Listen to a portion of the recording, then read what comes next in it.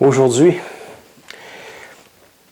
le succès, la chance et comment cette chose se manifeste dans la réalité.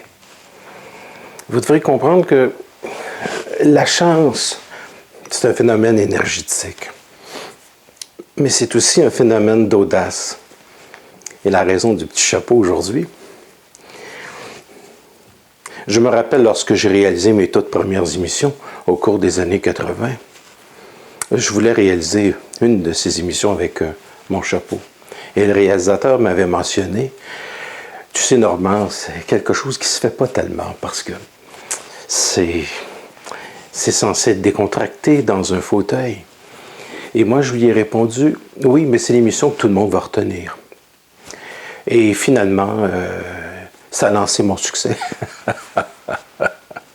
Alors, ce que je vous dis, c'est concernant la chance, je vais développer l'aspect métaphysique de la chance, mais c'est une question d'audace.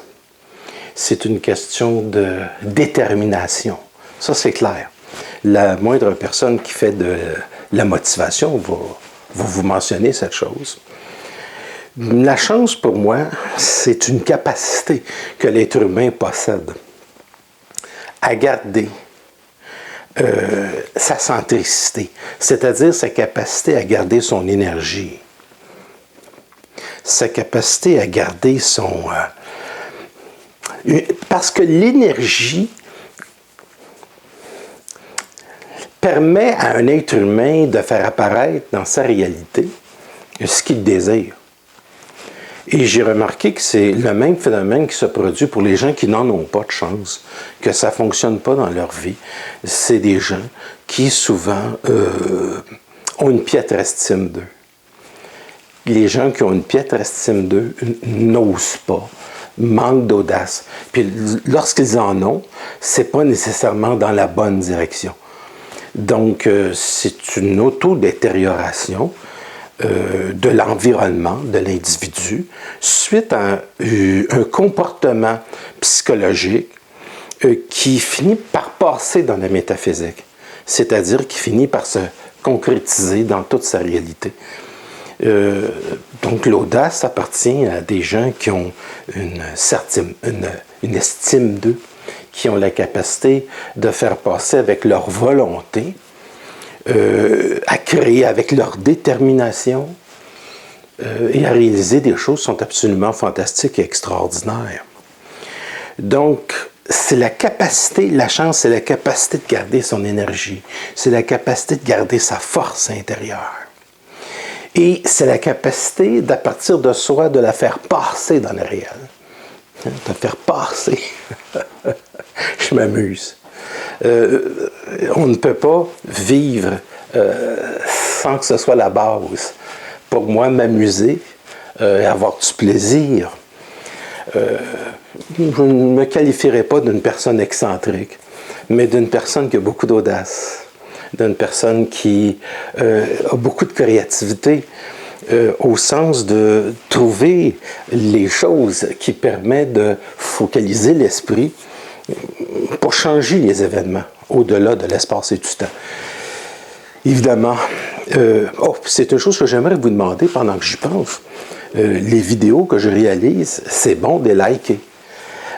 C'est bon parce que ça permet de dire à YouTube, nous autres, on aime ça, puis ça permet d'être placé de plus en plus haut. Donc ça, c'est des choses à retenir, puis c'est des choses que j'oublie de vous demander souvent. Évidemment, quand je serai rendu à 1000 abonnés, puisque après 10 ans, 12, 13 ans, les choses sont tranquilles, je n'ai jamais demandé aux gens de liker, je n'ai jamais demandé aux gens de vous abonner. Mais à partir de 1000 abonnés, c'est que ça va être possible pour moi de faire des directs avec vous, à partir de YouTube. Fait que si vous vous abonnez, là, je suis rendu à 680 quelque chose d'abonnés. Fait que lorsque je serai rendu à 1000, je ferai des directs avec vous. Alors ça sera votre récompense. D'accord? Fait que si vous connaissez des gens et qu'ils écoutent mes vidéos, abonnez-vous pour permettre justement d'avoir ce 1000 abonnés qui est vraiment... je suis sur YouTube aujourd'hui, quelqu'un qui fait la moindre plaisanterie, il est rendu à 10 000. Quelqu'un qui se promène, je sais pas moi, les fesses à l'air, c'est 30 000, mais je ne le ferai pas. Alors, voilà, ça me prend juste 1000 abonnés. Ceci dit, parce que sinon, j'allais tout oublier ça. Puis les gens également, je vais terminer avec ça cette année. Les gens qui veulent entrer en consultation avec moi, pas de problème, toutes les informations sont en bas. Alors, le mécanisme de la chance, c'est un mécanisme de centricité qui permet à l'individu de garder son énergie. À partir du moment où un individu, au niveau de sa métaphysique, au niveau de l'esprit, il est capable d'aller chercher une connexion qui lui permet l'entrée de cette énergie et de la garder en lui-même, il va être capable, au niveau de ses facultés psychiques, au niveau de ce qu'il va émaner, de faire arriver des événements avec une grande facilité au-delà de l'espace et du temps. Ce que l'on vit présentement dans la société, je dirais même mondiale, c'est pas ce qu'on pense. C'est ce qu'on pense pas. C'est ce qui nous vient pas à l'esprit. C'est-à-dire que les gens sont, bien avant les événements, ne trouvent pas l'être, ne trouvent pas en eux le goût de vivre. Depuis les 15-20 dernières années, j'ai vu les sociétés littéralement se détériorer. Les gens devenir de plus en plus exaspérés par toutes les choses, perdre le goût à la vie. Il y avait déjà un taux de suicide extrêmement élevé. Alors, évidemment, ça démontre une sorte de malaise, une incapacité à l'auto-estime, à l'estime de soi. Et à garder de l'énergie. Parce que quand on garde de l'énergie, on n'a pas du tout de côté dépressif. Et on traverse avec une plus grande facilité des événements qui peuvent être difficiles. Et on garde donc plus notre énergie parce qu'on a plus de capacité, de force d'affronter les événements. Et une fois que ça s'est réglé, évidemment que l'environnement, parce que c'est toujours une question de la métaphysique, mais aussi de la physique quantique, nous dégageons une énergie, et cette énergie a le pouvoir de transformer le réel, de le placer. On place le réel. Quand c'est le réel qui vous place, il y a un problème. C'est quand on place la réelle, c'est quand on a la faculté de changer les événements au-delà de l'espace et du temps. Donc, jouer vraiment avec l'espace-temps. À ce moment-là, on dégage une force dans le réel et on nous est capable de le modifier. Donc, pour moi, le phénomène, par exemple, de l'argent, c'est un phénomène d'une capacité de garder de l'énergie, d'influencer de l'énergie, puis aussi de faire circuler de l'énergie. Le mécanisme de l'argent, c'est un mécanisme dans la capacité d'un individu d'être capable de communiquer. Donc, un homme d'affaires qui ne serait pas capable de communiquer ne pourrait pas devenir riche. C'est totalement impossible. C'est toujours des gens qui sont entourés de beaucoup de monde, avec lesquels il y a beaucoup de communication et avec lesquels il y a beaucoup d'interrelations. Donc, c'est des fonceurs et ce sont des communicateurs. Ça, c'est clair et net. Ce sont des gens qui ont la capacité de dire des choses intelligentes. Ce sont des gens qui sont capables de réellement apporter quelque chose aux autres. Si tu n'apportes pas quelque chose aux autres dans ta vie, tu es pauvre. Ça, c'est clair et net. Donc, on ne peut pas faire de l'argent juste avec un produit. Il faut être capable d'être plus que le produit, de le représenter. Donc, d'être puissant avec ce qu'on appelle l'image, avec ce qu'on appelle la communication. Le reste appartient à la magie. Le reste appartient à la facilité de vivre le moment présent dans toute la splendeur de sa créativité. Donc ça fait partie de la force, ça fait partie de la chance, ça fait partie du pouvoir. Et ce qui est vrai pour un individu est vrai également, je l'ai toujours dit, pour toute une collectivité. Donc la collectivité subit son inconscient collectif. Si en ce moment les gens semblent vivre des choses étranges, c'est parce que là, beaucoup de gens manquent d'éveil ou d'attention. Et cette chose-là doit être corrigée. Et au fur et à mesure où c'est quelque chose qui va se corriger, au fur et à mesure où c'est des choses qui vont changer, c'est des choses qui vont permettre à l'individu hommes, femmes, toute la collectivité, de passer à un niveau de conscience qui est supérieur. Et une fois que le niveau de conscience est élevé, il y a énormément de créativité dans la collectivité. Il faut dire que Steve Jobs, ces gens-là, ont créé dans la société à un moment donné, au tout début des années 70, fin des années 60, début des années 70, où il y avait un mouvement qui était très libre dans la collectivité.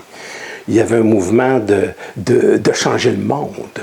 Alors, il faut comprendre que ces gens-là, lorsqu'ils ont fondé leur compagnie, ils avaient un but, c'était de changer le monde. Il y avait une vision du monde. Une vision des affaires, oui, mais une vision d'apporter également quelque chose aux autres, qui était une liberté qui allait leur permettre d'utiliser des outils comme celui de l'Internet. Donc, ce n'est pas par hasard que ce téléphone absolument extraordinaire qui nous permet d'accéder à la plus grande librairie du monde existe. C'est parce que le terrain était propice à cette chose-là. Au cours des années 60, on a vu énormément, comme jamais au cours du siècle, du dernier siècle, on n'a jamais vu autant de créativité au niveau de la musique. On n'a jamais vu autant de groupes extraordinaires, fantastiques, merveilleux, des gens qui se dépassaient. Mais le climat des années 60 se prêtait à cette chose-là. Parce que la collectivité d'après-guerre était une collectivité qui voulait changer le monde, qui voulait le modifier. Où ces rêves sont-ils passés? Pourquoi se sont-ils éteints? Alors, il faut comprendre une chose. Lorsqu'on allume une flamme, il faut être capable de la garder allumée. Et lorsqu'elle est éteinte, c'est que vous avez perdu vos rêves, vous avez perdu le sens de votre vie et toute votre créativité. Vous avez perdu le sens également de cette créativité-là. Et vous êtes trop assagi.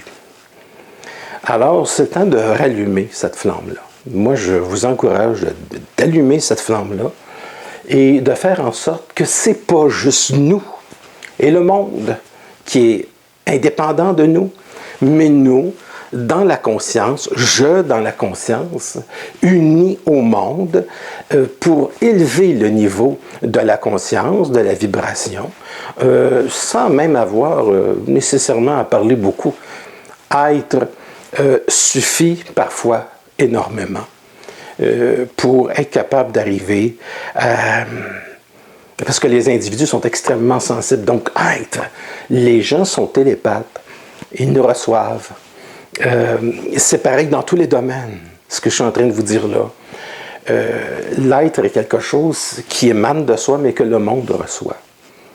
Donc, nous ne sommes pas séparés des animaux avec lesquels il m'est très facile de communiquer, parce qu'il n'y a pas de barrière. Et ils sont toujours à la mode, c'est-à-dire ils sont dans le moment présent. Ils ne sont pas assujettis à de la volonté du monde. Ils n'appartiennent pas à un inconscient qui est collectif, mais ils ont leur personnalité au maximum de leur race, de leurs caractéristiques.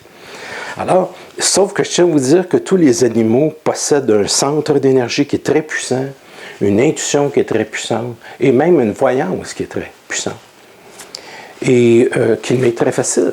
Et probablement que vous l'avez expérimenté aussi avec votre chat, avec votre animal domestique, avec lequel vous pouvez établir un lien télépathique. À chaque seconde, mes amis, au bout du monde, les gens vous reçoivent psychiquement. Que ce soit dans votre immeuble, dans votre quartier, que ce soit au Japon, les gens vous ressemblent. Et il faut comprendre que nous sommes à la fois dans une dimension physique et que nous sommes également dans une dimension qui est invisible. Mais ce n'est pas parce qu'une chose est invisible qu'elle n'existe pas. Dans la physique ordinaire, la lumière que l'on voit, c'est sur une très courte échelle, sur une échelle où on ne voit pas l'infrarouge et on ne voit pas les rayons X. Lorsque vous allez prendre des rayons X, je vous souhaite de ne pas trop en prendre. Cassez-vous pas une patte pour voir si j'ai raison, ça ne vaut pas la peine. Non. On ne voit pas les rayons gamma. Pourtant, ils ont les rayons cosmiques non plus. Pourtant, ça passe à travers notre corps, continuellement. venant du Soleil, venant des supernovas, venant de galaxies lointaines. Donc, on est à la fois dans cet univers-ci, mais on est à la fois touché par tous les autres univers qui nous entourent. Et comprendre que vous êtes beaucoup plus puissant de ce que vous pouvez arriver à imaginer, penser et même concevoir. Nous sommes puissants, nous sommes forts. Et bien entendu, on ne peut pas attendre après une collectivité pour vivre ces choses-là. Il faut d'abord l'introduire à l'intérieur de soi. Il faut d'abord introduire cette puissance en soi. Et à partir du moment où les choses deviennent de plus en plus cristallisées en soi, c'est parfaitement possible de modifier l'environnement, de manquer d'absolument rien. Je crois que le monde en ce moment se prépare à manquer de tout. Moi, je me prépare à manquer de rien. Je me prépare à avoir plus. Je ne me laisserai pas polluer par des individus qui veulent tout prendre et laisser rien. Non, prenez votre place et prenez-en plus. Alors moi, c'est ma suggestion dans cette très courte conférence. La chance est un mécanisme de la pensée, c'est un mécanisme de la créativité, c'est un mécanisme de la détermination. C'est un mécanisme qui vient d'une force intérieure, d'une capacité de retenir de l'énergie. Plus une pile est chargée, plus elle fournit de la puissance. Plus vous vous déchargez à fréquenter peut-être des gens qui vous en demandent beaucoup, plus vous allez vous sentir affaibli et plus vous risquez de vous mettre en danger. Donc, on ne peut pas fréquenter n'importe qui dans n'importe quel état. C'est des choses qui jouent. Faire extrêmement attention. Si vous êtes en couple, un couple c'est fait. Ça ne peut jamais être tranquille. Un couple, c'est toujours initiatique. Mais un couple, c'est ce qui permet à un individu, c'est sûr, d'être en une certaine opposition. Les choses ne sont pas toujours faciles. Toutefois, c'est important dans un couple d'être avec quelqu'un qui nous amène plus haut. Donc, ou de fréquenter des amis qui vont faire la même chose, qui ont cette capacité de nous interpeller à aller beaucoup plus loin, à nous dépasser. Et si vous ne pouvez pas vous dépasser avec les autres, d'avoir la capacité de vous dépasser à partir de vous-même. Et vous êtes obligé de commencer à quelque part. Des fois, souvent, vous êtes obligé de commencer seul. Et pourquoi pas? Puisque c'est sur vous que tout repose, et que l'autre, à ce moment-là, deviendrait le surplus que vous n'attendez pas dans votre vie. Donc, un plaisir qu'on n'attend pas, mais qui se manifeste, avec lequel on peut communiquer, avec lequel on peut échanger. Donc, c'est à ce moment-là que ça devient très intéressant. Alors, écoutez, c'est un immense plaisir pour moi, dans cette très courte conférence sur le pouvoir intérieur, la faculté de la chance. Je vous avais promis cette conférence. J'en fais un peu plus que d'habitude. N'oubliez pas de liker à 1000. On va commencer sur YouTube à se parler. Parce qu'avant 1000, je ne peux pas faire des directs. Donc, à Normand Pinard, vous likez. Les gens, dans les ateliers, c'est complet. Je suis toujours disponible, je le redis encore, pour des consultations. Vous allez avoir les informations en bas de la vidéo. Je vous remercie. Au revoir. Et surtout, à très bientôt.